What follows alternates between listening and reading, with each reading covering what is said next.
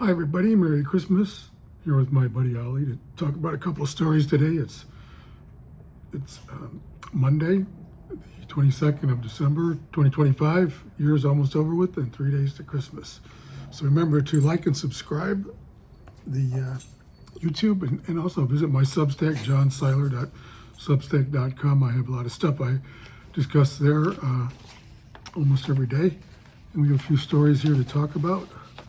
As we're going here, this is from the New York Times. This is Behind the News with John Seiler. And this headline says, "Deadly import floods Canada, American guns."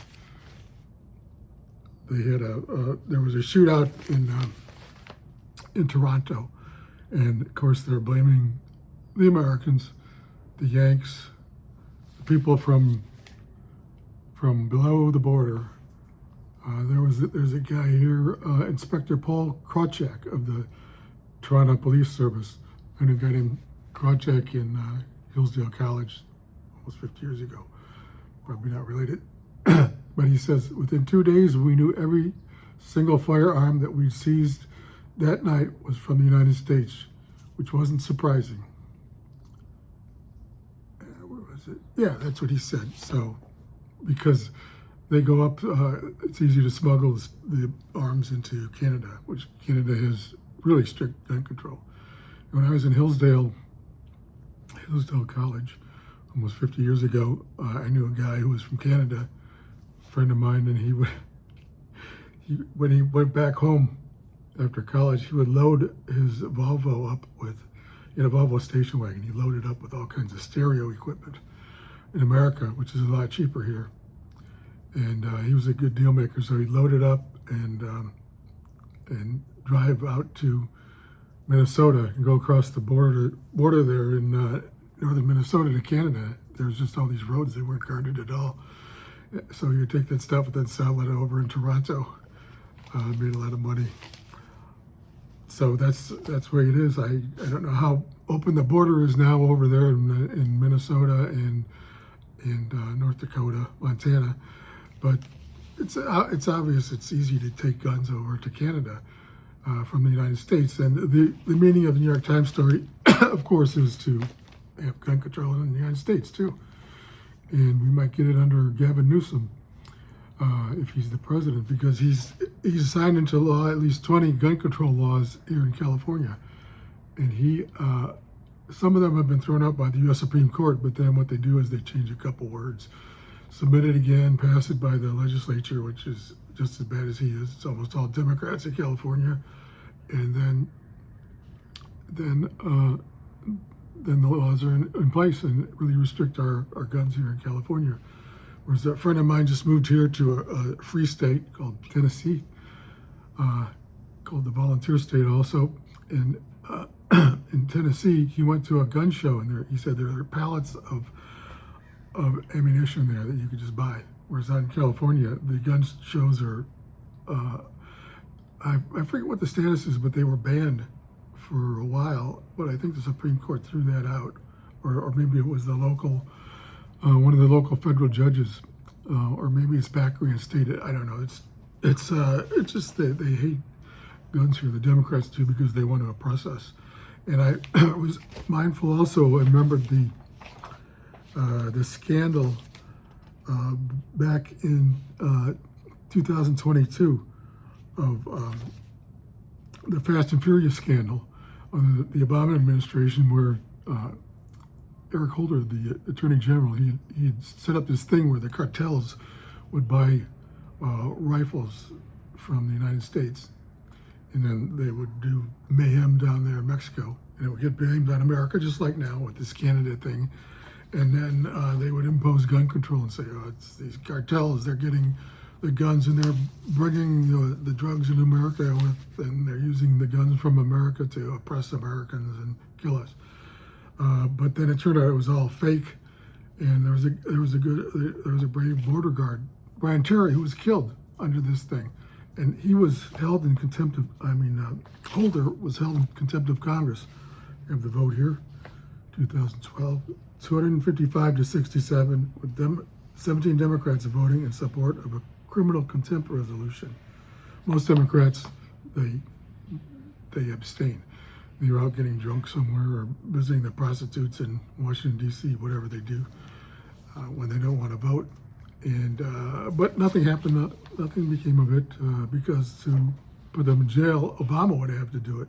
The Attorney General himself would have to arrest himself, and he was buddies with Obama. It wasn't going to happen, but that's the kind of games they play here. And I had a similar one from this horrible shooting at the Jewish festival in Australia. They call it Bondi Beach, B-O-N-D-I. And this is interesting. Witnesses say police officers completely froze during the terror attack and did nothing. Eyewitness Shmulek Skoury, must have been one of the Jewish fellows, it's a Jewish name. He said, 20 minutes, there were 4 policemen there. Nobody gave fire back, nothing. They froze. I don't understand why. For 20 minutes, they shoot, change magazines and just shoot. So that's what happens in another country with immense, really stiff gun control. The problem in both areas is the honest people can't have guns. And what happens is, if there's the old saying, if guns are outlawed, only outlaws will have guns. That's the case in both cases here. And in the Australia one, you probably saw the video where there was an immigrant, I think he was from Syria. He grabbed one of the guys with the gun, with the rifle, and took the rifle from the guy and stopped it. But like I said, it was after 20 minutes. Whereas if they had allowed guns, probably somebody in that audience, that group there, the Jewish people on the beach, would have shot back at these guys, would have stopped it early. And this is what the kind of thing they want for us, to allow us just to be victims. We have a couple interesting things here also from the New York Times again. And let's go with this one here, behind the news. Second term looking more like a reign. Trump is testing limits of policies and profits. And he's doing a lot of bad things, they're right, about he's profiting for his family, and they call it the Imperial Presidency, which was a phrase, I think it was coined by Arthur Schlesinger Jr. He was like a court historian for the Democrats.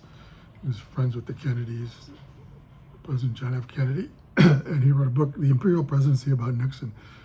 But of course, it didn't start with Nixon. LBJ was even more of an imperial president, but he didn't write about that. And it starts probably going back at least to Woodrow Wilson, who enacted all kinds of tyrannies during World War I, gave us the income tax and the Federal Reserve Board, and so on, and so on and so on. Imperial presidency is not new. Trump just has his own style, which is, his erratic style, just doing crazy things. And they also have this one here. A rallying cry from Democrats is hitting home, affordability issue. Yeah, they're right. There was one of those things online where they checked the mention of words in various newspapers, and that really spikes a couple months ago, affordability, because things are about affordable. Trump was supposed to fix it, and he didn't for various reasons. I've been writing about that on my Substack, johnseiler.substack.com.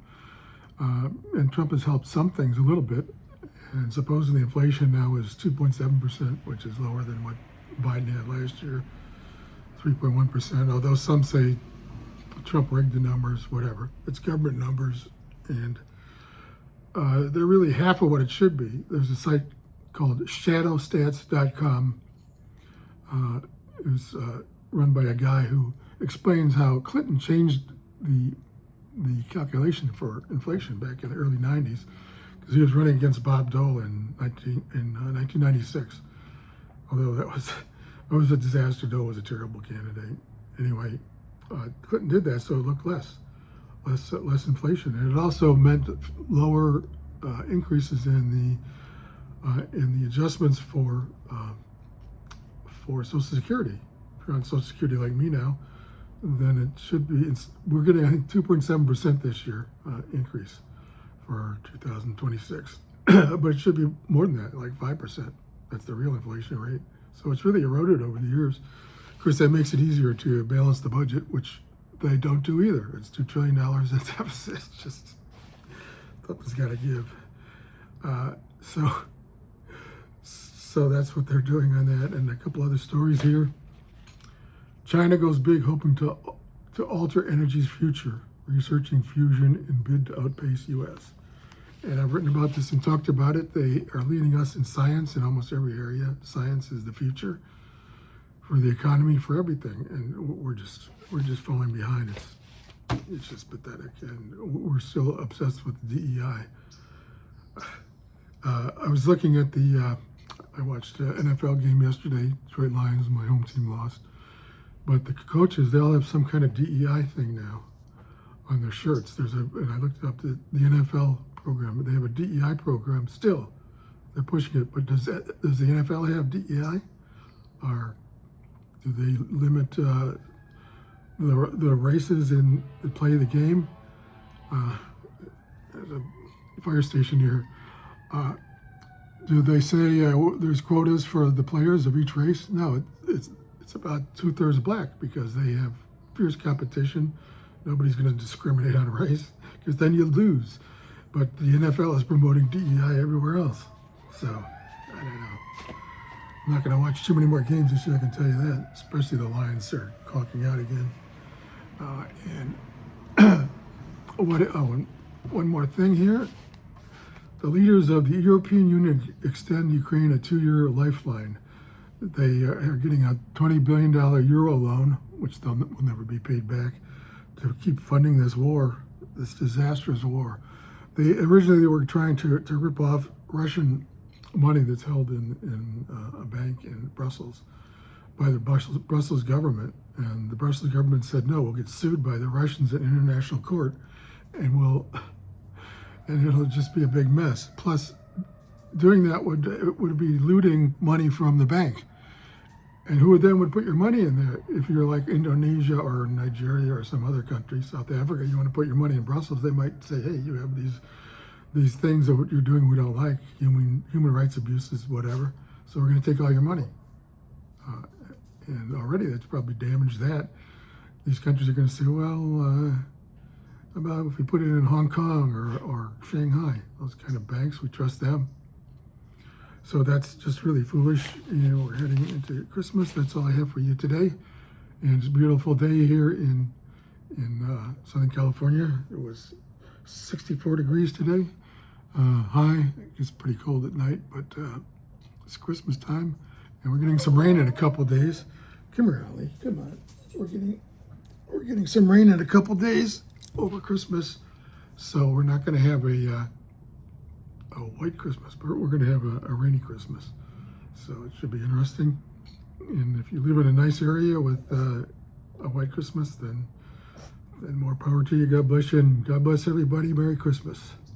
And we need to reward Ollie. He's been a good boy today. Okay, Ollie. Oops. There we go. These are my Ollie Treats, my sponsor from Amazon. And they're really great. Ollie loves them. You want another one? He'll eat the whole bag if I give it to him. Okay, everybody, Merry Christmas.